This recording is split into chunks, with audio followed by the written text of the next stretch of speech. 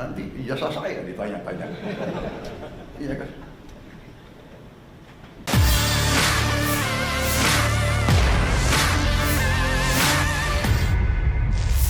Sidang Kabinet Paripurna di Kantor Presiden, Kompleks Istana Kepresidenan Jakarta pada Senin 5 Mei 2025, diwarnai sedikit gelak tawa.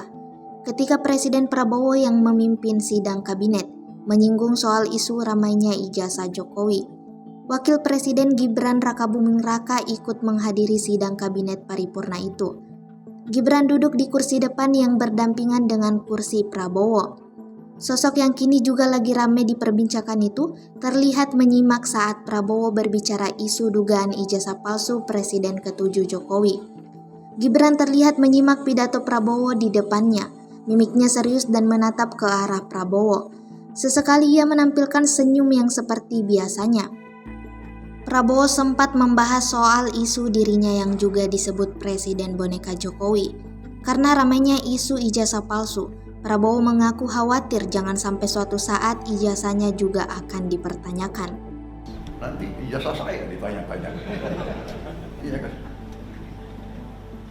Download Tribun X sekarang, menghadirkan lokal menjadi Indonesia.